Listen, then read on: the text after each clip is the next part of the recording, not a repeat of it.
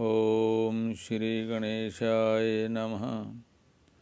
गजाननं भूतगणादिसेवितं कपित्थजम्बूफलचारुभक्षणम् उमासुतं शोकविनाशकारकं नमामि विघ्नेश्वरपादपङ्कजम्। सर्वमंगलमांगल्ये शिवे सर्वार्थसाधिके शरण्ये त्र्यंबके गौरी नारायणी नमोस्तुते। नारायणं नमस्कृत्य नरं चैव नरोत्तमं देवीं सरस्वतीं व्यासं ततो जयमुदीरयेत्। कृष्णाय वासुदेवाय देवकीनंदनाय च नंदगोपकुमाराय गोविंदाय नमो नमः। कृष्णाय वासुदेवाय हरे परमात्मने प्रणतक्लेशनाशाय गोविंदाय नमो नमः। गोविंदाय नमो नमः। भगवान के भक्त समय समय पर अपने को प्रकट करते हैं संसार के उद्धार के लिए। जैसे जैसे अधर्म बढ़ता है, लोगों को धर्म की तरफ लगाने के लिए भगवान अपने भक्तों को धराधाम पर भेज देते हैं। भगवान की भक्ति को प्रकट करने के लिए उनका जीवन होता है। वो अपना जीवन कीर्तन में, नाम जप में, भगवान की कथा करने में, उनके गुणगान गाने में भगत अपना जीवन व्यतीत करते हैं। बहुत से भगत हुए, जिनमें से एक भगत श्री सुखानंद जी भी हैं। सुखानंद जी को भगवान की विभूतियों के दर्शन होते थे, अनुभव होता था। सुखानंद जी भगवान शंकर के अवतार थे, ऐसा मानते हैं। वंदो सुखाना सुख राशि शिव स्वरूप भवहर अविनाशी, श्री रामानुजाचार्य चरित्रामृत में आया है। उज्जैन के समीप किरीटपुर निवासी पंडित श्री त्रिपुरारी भट्ट जी की धर्मपत्नी गोदावरी बाई जी के गर्भ से श्री जानकी नवमी वैशाख शुक्ल नवमी को श्री सुखानंद जी का प्रादुर्भाव हुआ था। बचपन का नाम चंद्रहरि था। आप जन्म से अर्ध निमीलित नेत्र रहते थे। माता पिता ने इसे कोई नेत्र रोग समझकर अनेक प्रकार औषधि उपचार करवाए, परंतु कुछ भी लाभ नहीं हुआ। एक दिन गांव में आए हुए एक सिद्ध संत ने कहा कि जय रोग नहीं है, जय है जोग। चिंता मत करो। एक दिन माता आपको गोद में लेकर अपने घर के समीप के बगीचे में गई। उनकी किंचित असावधानी से ये घुटनों चलकर एक वृक्ष की ओट में चले गए। जब माता को ध्यान आया तो उन्होंने बहुत खोजा, परंतु जे न मिले। तब वह रोती हुई इनके पिताजी से जाकर कही।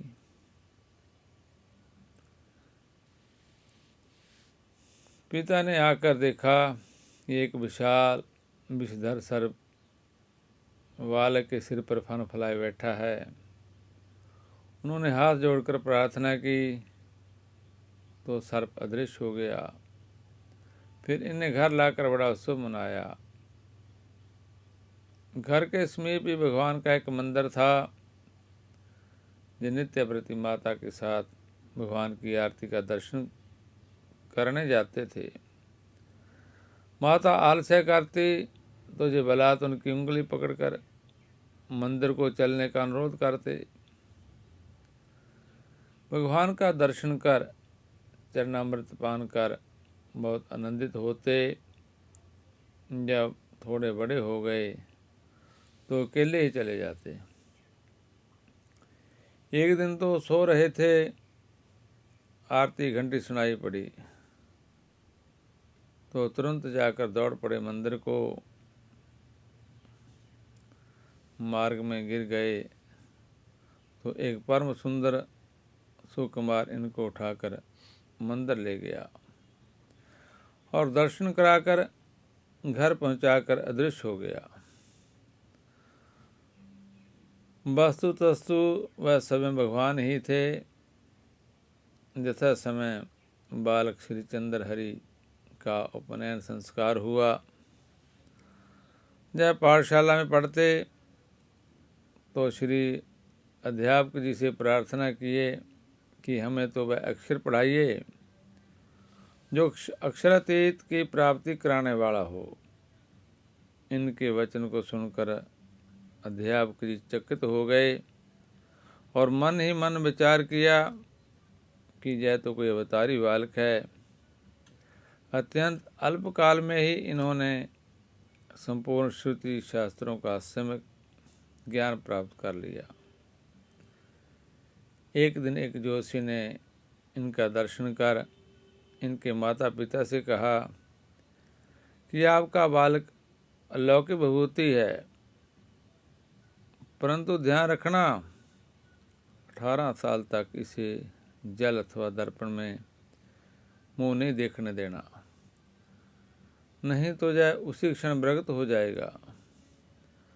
उसी दिन से इसके माता पिता इन्हें स्नानार्थ भी जलाशय के पास नहीं जाने देते, इनके सामने दर्पण नहीं प्रस्तुत करते। एक दिन इनके पिता जी श्री क्षिप्रा नदी में स्नान करने गए थे।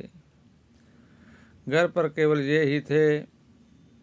उस समय पंडित श्री रंगराज दीक्षित का एक दूत आकर इनसे वार्षिक कर मांगने लगा। जब इन्होंने कर के संबंध में जिज्ञासा की तो उसने बताया कि आपके पितामह पंडित रंगराज जी से शास्त्रार्थ में हार गए थे, अतः उन्हें श्री रंगराज जी को निश्चित धनराशि कर के रूप में देनी पड़ती थी। आपके पिताजी भी उस कर को हर साल भरते हैं, मैं वही लेने आया हूँ। तब इन्होंने दूध से पंडित श्री रंगराज जी को यह संदेश भिजवाया कि आज से चौथे दिन आकर मैं आपसे शस्त्रार्थ करूँगा और आपको परास्त करके इस प्रथा का अंत करूँगा। फिर निश्चित समय पर पहुंचकर श्री चंद्र हरि ने पंडित रंगराज जी को हराकर सभी पंडितों का संकट दूर कर दिया। जब इनके पिता जी ने ये शुभ समाचार सुना तो वह बड़े ही प्रसन्न हुए।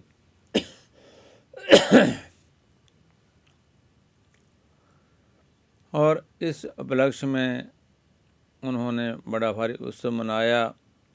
संजोग की बात, उस दिन चंद्रहरि ने जल में अपना मुख देख लिया और तत्काल जग से उदासीन होकर एक एकांत कोठरी में बैठकर भीतर से सांकल लगाकर, भीतर से दरवाज़ा लगाकर भगवान का ध्यान करने लगे।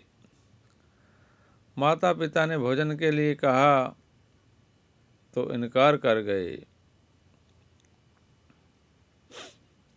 और उसी रात घर छोड़कर ईश्वर आराधना के लिए निकल पड़े।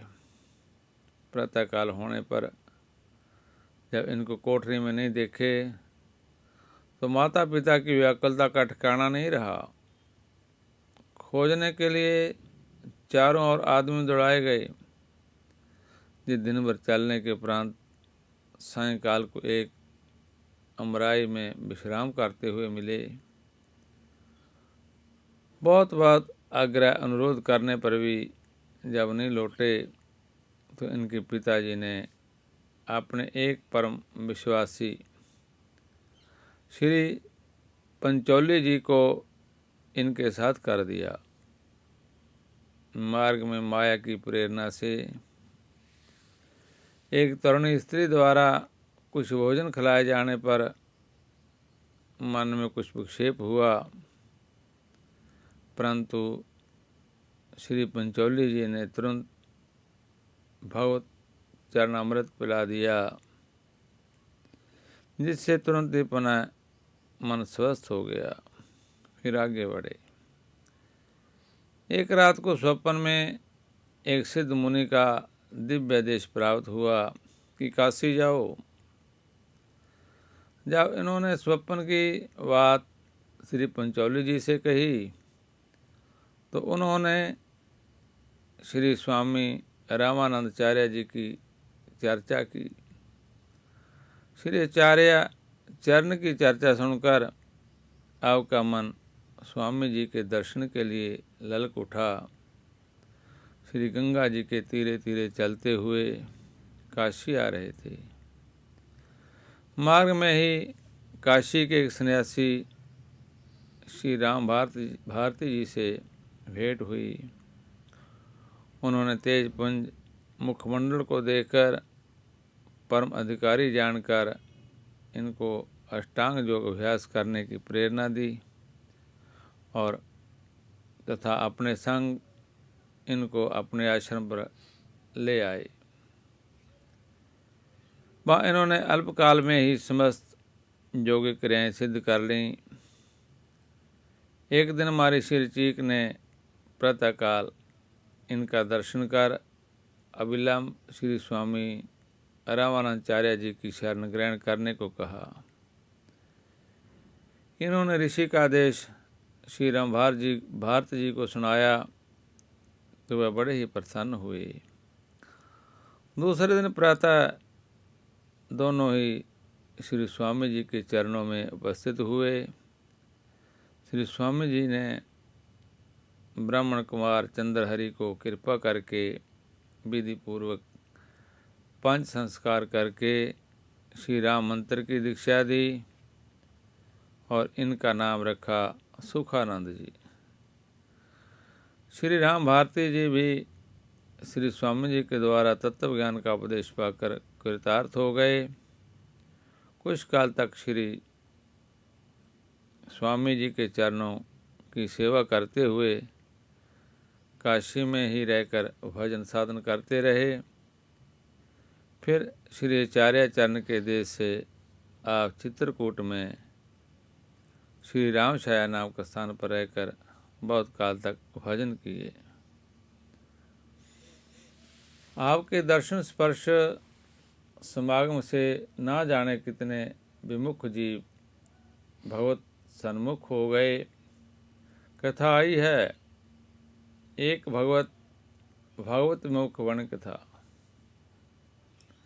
उनके पास अपार धन था, परंतु वह धन का उपयोग भूल कर भी सत्य कार्य में नहीं करता था। वह ना तो कभी साधु ब्राह्मणों की सेवा करता, न समाज व देश के हित का ही कोई कार्य करता, न अपने ही लोक परलोक के लिए कुछ करता। उसे परिस्त्री गमन की अत्यंत कुटेव पड़ गई थी। बस उसी में सारा धन पानी की तरह बहाता रहता। कुछ सम्राट लोगों ने राजा से उसकी शिकायत की। राजा ने तत्काल सिपाहियों को भेजा उसे पकड़ लाने के लिए। जब जब समाचार उस वणिये को मिला तो वह डर कर श्री सुखानंद जी की शरण में गया और चरणों में पड़कर प्रार्थना करने लगा किया, मैं भूल कर भी कुमार्ग पर नहीं चलूँगा। आप जैसे हो तैसे हम राजदंड से बचा लीजिए। अब मैं सदा संतों की सेवा करूँगा और सत्य कार्य में धन व्यय करूँगा तथा आपकी आज्ञा अनुसार सब कार्य करूँगा। उसका गिड़गिड़ाना सुनकर कोमलचित संत श्री सुखानंद जी को दया आ गई। अपनी अव्यदायनी भुजा उसके सिर पर फेर कर उसे राजभय से मुक्त तो कर ही दिया। क्षण मात्र में सुदुर्लभा भक्ति भी प्रदान कर दी। भला पार्थमणि का स्पर्श होने पर लोहे को सोना होने में क्या देर लगती है। इतने में राजदूत उस बनिए को खोजते हुए वहाँ आ गए। यद्यपि इन्होंने उन्हें बहुत मना किया कि अब इसे मत ले जाओ, अब यह सच्चे हृदय साधु हो गया है, परंतु वह नहीं माने, उसे पकड़कर ले ही गए। राजा ने कठोर कारागार की सजा दी और वही प्रातःकाल 4 वैंत मारने का हुक्म दे दिया। वणिये के दुख का पारावार नहीं रहा। वह अत्यंत चिंता करता हुआ नेत्र मूंद कर मन ही मान श्री गुरु जी के चरणों का ध्यान करने लगा। और जब उसने नेत्र खोले तो अपने को गुरु जी के पास पाया। श्री सद्गुरुदेव स्वामी सुखानंद जी कृपा और महिमा विचार कर गदगद हो गया। अब उसका भाव और विशुद्ध एवं दृढ़ हो गया। उधर जब प्रातःकाल हुआ तो राजदूत उसे वैंत मारने के लिए कारागार गृह में गए तो देखे कि ताला तो बाहर से बंद है, परंतु बंदी नहीं है। उन्हें बड़ा कौतूहल हुआ और पुनः उसे पकड़ने के लिए आए। अब की बार भी स्वामी जी ने उन लोगों को समझाया, परंतु वह फिर नहीं माने। लेकिन हुआ क्या कि बनिए को लेकर अभी कुछ ही दूर गए थे कि हनुमान जी ने प्रकट होकर राजदूतों को मार भगाया और बनिए को श्री सुखानंद जी के पास कर दिया। राजदूत बहुत देर तक मूर्छित पड़े रहे। फिर होश आने पर जाकर राजा से सब हाल हवाल कहे। आपकी इस महिमा को सुनते ही राजा सिंहासन छोड़कर नंगे पांव दौड़कर आया और चरणों में पड़कर अपराध के लिए क्षमा याचना की। श्री सुखानंद जी के चरण कमलों का स्पर्श करके एवं उपदेश अमृत श्रवण कर राजा भी निहाल हो गया। एक बार आप एकांत वन में बैठकर बड़े अनुराग पूर्वक गौरी राग गा रहे थे। आपकी अमर ध्वनि को सुनकर वन के समस्त मृग मुग्ध होकर सिमट कर वहाँ आ गए और प्रेम विवल होने के कारण जैसे इनकी आंखों में गंगा जमुना की भांति अविरल अश्रु प्रवाह चल रहा था, उसी प्रकार मृगों की आंखों में भी सावन भादों की तरह बरस रही थी। इसी बीच एक राजकुमार शिकार खेलता हुआ वहीं आ गया और कृतर्थ मृगों को देखकर उन्हें मारने का कर्म करने लगा। श्री सुखानंद जी ने उसे रोका, परंतु उसने परवाह नहीं की। फल जय हुआ कि वह सभी मृग सिंह बनकर उस राजकुमार पर झपट पड़े। डर के मारे राजकुमार के हाथ से अस्त्र शस्त्र सब छूट गए और भूमि पर गिर पड़े और स्वयं भी मूर्छित हो गया। जब मूर्छा दूर हुई तो उसने आपके चरणों में पड़कर क्षमा याचना किया और भक्ति का अलभ्य लाभ लेकर घर गया। बहुत सारी लीलाएं ऐसे दिखा रहे थे सुखानंद जी। और अब जिन भक्तों के ऊपर अपनी भुजा घुमा देते, हाथ लगा देते, उनको भक्ति का वरदान मिल जाता और वह भक्ति में हो जाते थे। इसलिए श्री सुखानंद जी की कथा में आता है कि श्री सुखानंद जी की भुजा आश्रित जनों को भक्ति का दान देने वाली और संसार का वह हरने वाली थी, और इनका स्पर्श लोभात विमुख दुष्ट जनों को स्वर्ण व साधु सदाचारी बनाने के लिए पार्थमणि के समान था। वह अपने पदों में सुख सागर की छाप लगाते थे। अरा गौरी में इनकी विलक्षण रुचि थी। इनके द्वारा रचे गए पद मानो गुरुमंत्र तुल्य होते थे तथा इनकी रचना शास्त्र सम्मत होती थी। इनके हृदय में निरंतर प्रेम का प्रवाह उमड़ता रहता था और इनकी आंखों में ऐसा अविरल अश्रुपात होता रहता था जैसे पहाड़ से झरना झर रहा हो। भगवान के अनंत गुण कथा तथा लीला से परिपूर्ण इनका उन्नत ललाट अत्यंत सुशोभित लगता था। जिस संत समुदाय रूपी कमल वन का पोषण करने के लिए सूर्य तथा अत्यंत निर्मल सर अमृत के सरोवर के समान थे, जिन पर ये कृपा करके सिर पर हाथ रख देते, उनको भगवान की अविरल अविचल प्रेम लक्षणा भक्ति प्राप्त हो जाती थी।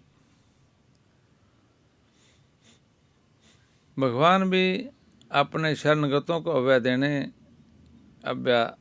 दान ही देते हैं। इसलिए भगवान भक्तों के सदा ही साथ रहते हैं। देवी संपत्ति आदि भक्त के गुण अपने आप प्रकट हो जाते हैं। जो शरण में आ जाता उनको अभय दान देते। अभय दान सबसे बड़ा दान है, क्योंकि ब्रज में ऐसा कहते हैं कि सभी दानों में अभय दान जैसा श्रेष्ठ है, वैसा गो, पृथ्वी, अन्न और स्वर्ण का दान भी नहीं है। ऐसे दृष्टांत आता है। एक राजा के 4 रानियां थी। एक दिन राजा ने प्रसन्न होकर उन्हें एक एक वरदान मांगने को कहा।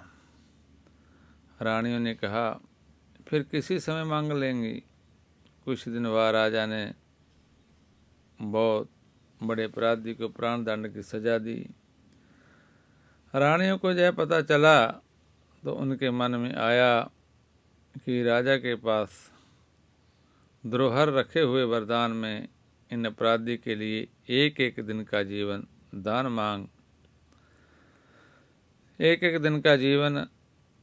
दान मांग करके इसे उत्तम भोगों से संतुष्ट करना चाहिए। फिर तो रानियों ने प्रार्थना की और राजा ने स्वीकृति दे दी। 3 रानियों ने 3 दिन उस अपराधी को उत्तमोत्तम भोजन, वस्त्र, नृत्य गान आदि से संतुष्ट करने का प्रयत्न किया, परंतु चूंकि उसके मन में मृत्यु का भय समाया हुआ था, अतः उसे कुछ भी अच्छा नहीं लगा। उसने ना तो कुछ खाया, ना पिया, ना उसने कुछ देखा सुना ही। चौथे दिन राजा की छोटी रानी ने अपने वरदान में अपराधी के लिए अभय दान मांगा। पूर्व में वचनबद्ध राजा ने अपराधी को क्षमा करके उसे मृत्यु दंड से अभय कर दिया। फिर तो उस रानी ने उस दिन अपराधी को खूब मोटे मोटे रूखे रूखे टिक्कर और साग खिलाया और उसने भी खूब पेट भर कर पाया। उसे आज ग्रास ग्रास में अमृत का स्वाद मिल रहा था। इसके बाद रानियों में विवाद उठा कि अपराधी का सबसे अधिक सत्कार किसने किया।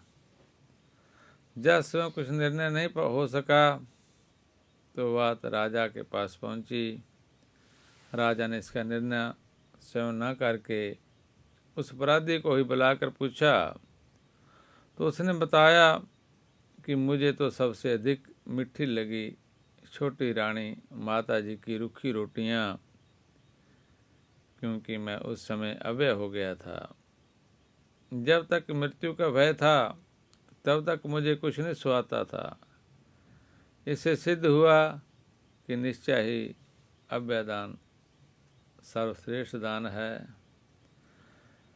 ऐसे ही स्वामी सुखानंद जी थे, जो उनके सामने आ जाते, शरणागत हो जाते, उनको अभयदान कर देते। सुखानंद जी की एक विशेषता और थी, प्राय सभी कविजन अपने अपने पदों में अपना नाम, उपनाम, गुरु और इष्ट की छाप लगाते हैं। जैसे श्री मीरा जी मीरा के प्रभु गिरधर नागर, श्री कुंभदास जी लगाते थे कुंभनदास लाल गिरधार,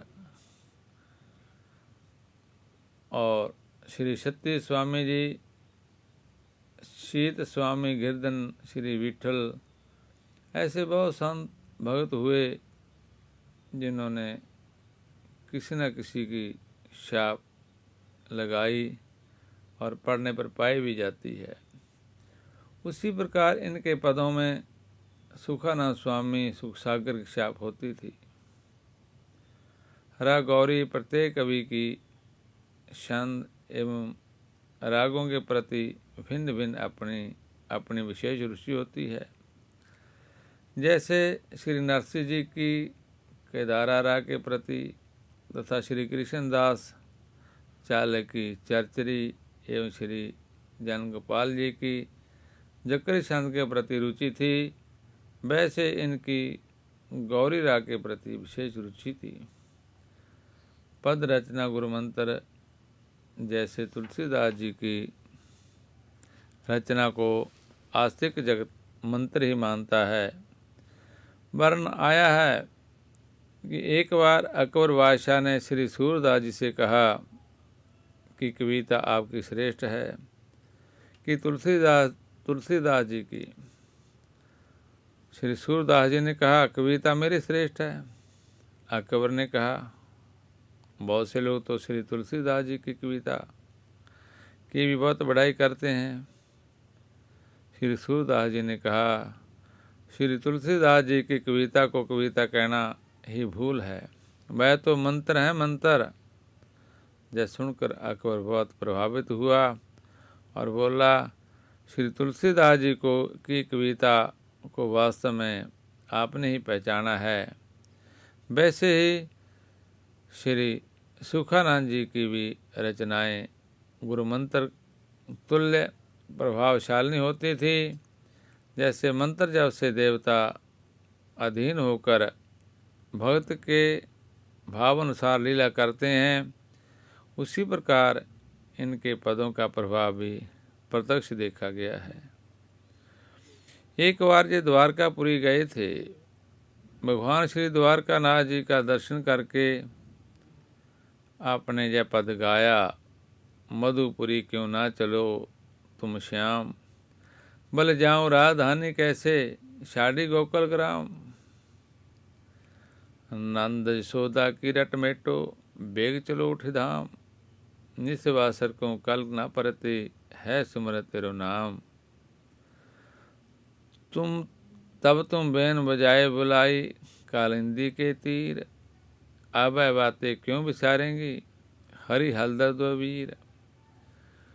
गोप बधु ब्रज मंडल मंडन सा मिल जोरे हाथ, सुखानंद स्वामी सुखसागर बेग चलो उठ साथ।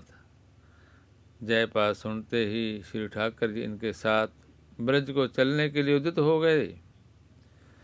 तब फिर अपने अनन्य विनय करके वहीं रहने को राजी किया। ऐसा ही इनकी लीला कथा में आता है। भगवान के गुण कथा लीला अपार हैं, इनका ज्ञान है। लगता था कि भगवान के संपूर्ण चरित्र इनके मस्तिष्क में भरे हुए हैं। संत कुंज सारसी सरस जे संतों की उभय विधि पोषण करते थे। भगवत अमृत प्रसादान से शरीर एवं कथा अमृत उपदेश अमृत से आत्मा का पोषण करते थे। एक बार संतों की जमात लेकर विचर रहे थे। आपका नियम था कि किसी से कुछ जांचना नहीं करना। बहुत कृपा से अपने आप सब व्यवस्था हो जाया करती थी। एक गांव में जमात पहुंची। गांव के बाहर एक विशाल वट वृक्ष के नीचे संत विराज गए। भोजन को भूखा देखकर आपने सबको हरिनाम आहार का परिवेशन किया, अर्थात अत्यंत सुमधुर स्वर में श्री भगवान नाम का संकीर्तन करना प्रारंभ किया। संग संग संत समाज भी आनंद विभोर होकर कीर्तन करने लगे। कीर्तन की ध्वनि सुनकर गांव के लोग एकदम मंत्रमुग्ध हो गए और अबाल वृद्ध नर नारी सभी लोग एकत्रित होकर 2 घड़ी तक अपनी शुद्धि बुद्धि बिसराए प्रेम रंग में रंगे तालियां बजा बजा कर नृत्य करते हुए कीर्तन करते रहे। ऐसा सुख आज तक लोगों को नहीं मिला था। जो सुख श्री सुखानंद जी के सत्संग से प्राप्त हुआ वह सर्वथा अवर्णनीय था। फिर तो लोगों की श्रद्धा उमड़ी, सामानों का पहाड़ लग गया, पूरा गांव वैष्णव हो गया। ऐसे ही आपके अनेकों अद्भुत चरित्र हैं। लीला स्मरण काल में आपके समक्ष श्री हनुमंत लाल जी प्रकट हुए और आपने अपने को उनमें ही लीन कर अखंड सकेत वास प्राप्त कर लिया। ऐसे ही भगवान के भगत प्रकट होते हैं और लोगों को अच्छे रास्ते पर चलने के लिए प्रेरणा करते हैं। भगवान के नाम का जप, भगवान के नाम का कीर्तन करते हैं और जगह जगह सेवा का कार्यक्रम करवाते रहते हैं। सभी संत धरातल पर आते हैं और अपने इष्ट के अनुसार, अपनी भक्ति के अनुसार लोगों को नाम सिमरन, नाम जप में लगाकर भगवान के चरित्र कथा सुनाकर उनकी सेवा में लगाते हैं। स्वामी जी सुखानंद जी ने भी ऐसे ही बहुत प्रचार भगवान के नाम का किया और करते करते कीर्तन करते करते सकेत लोक को चले गए। हम भी सभी कीर्तन कर लें। श्री राम जय जय राम, श्री राम जय जय राम, श्री राम जय जय राम, श्री राम जय जय राम, श्री राम जय जय राम, श्री राम जय जय राम, श्री राम जय जय राम, श्री राम जय